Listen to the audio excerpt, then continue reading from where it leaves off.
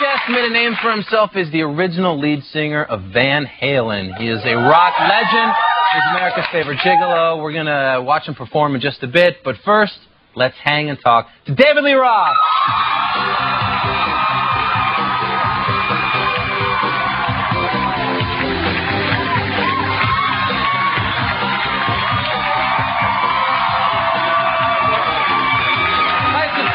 Outstanding.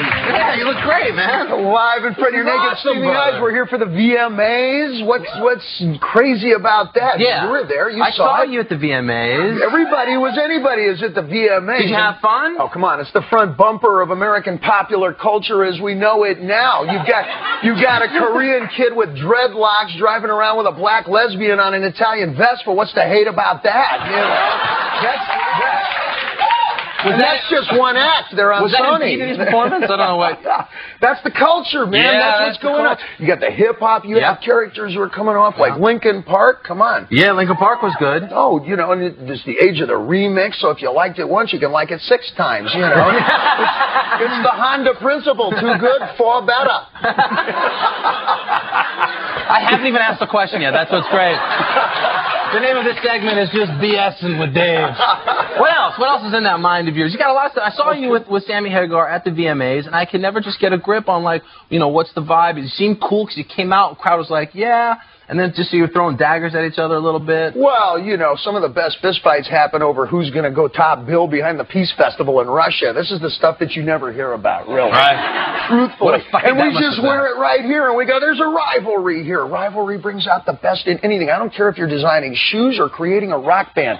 I don't care if you're creating a country or something political. You have to have rivalry. It makes you push. And we wear it right here, and we say, yeah, I'm not overly impressed with the other guys. The audience is, and it's great. It's exactly the kind of conflict that you want an audience to get in the middle of, because both guys would rather effing die than have a bad night.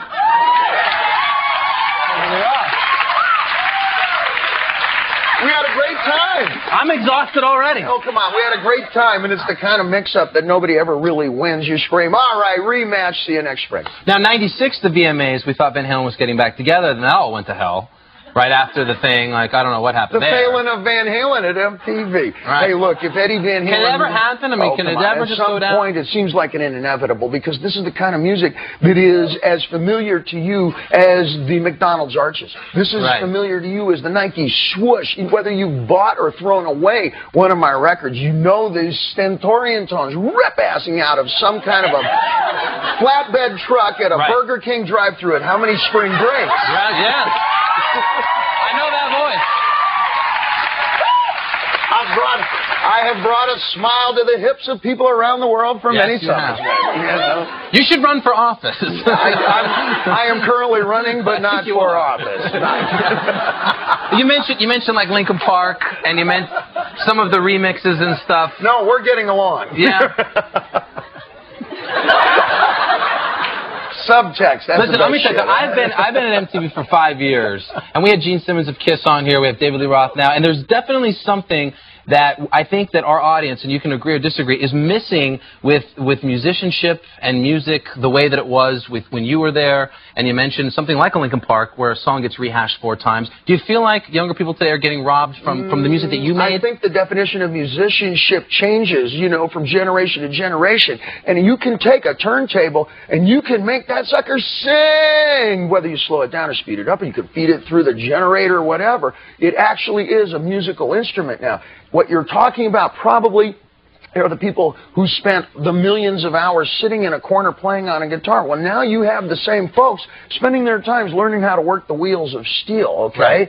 And yeah, in fact, it is a musical instrument. So what you may be missing in terms of something that's in the rearview mirror, what you have up on the front bumper is even more adventurous. It's even more crazy and wild. But even the rock star is different from that. You know, we've had Kid Rock on the show. Like me, there's no one like you. There's nobody like you. I've been upgraded. I've been upgraded from rock star to action figure. Yeah. You know? I mean, really epitomizing all that we know about rock star. David Lee Roth used to take a lot of home... Well, that's the result of 20 summers of carefully self-generated bad publicity. You know?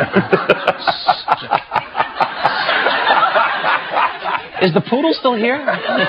talking about? But you took a lot of home videos, which I think is crazy, like of the escapades back in the day.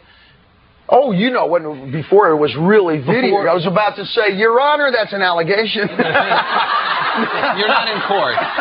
Today, nobody does home videos because you're not a rock star till you can spell subpoena in this country. Do you go back and watch your old home videos? Your Honor, please.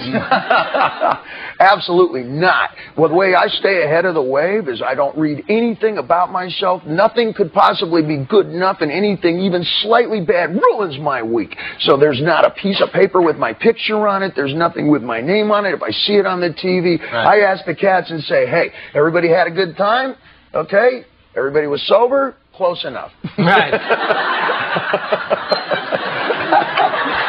There's a little bit of a, I guess, a less sexy side to David Lee Roth. No, there isn't. And yeah.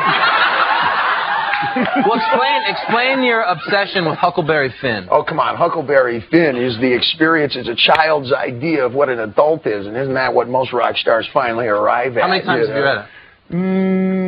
Probably a dozen times. And each time you read something like that, you get an update. I think more importantly, it's just gymnastics for the brain. Huckleberry Finn is. No, reading. You know.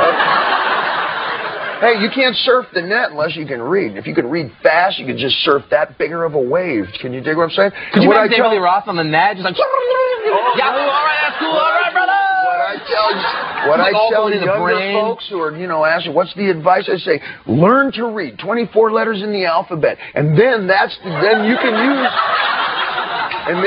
use it for anything you like, because the Bible is written with the same alphabet my favorite pornography is.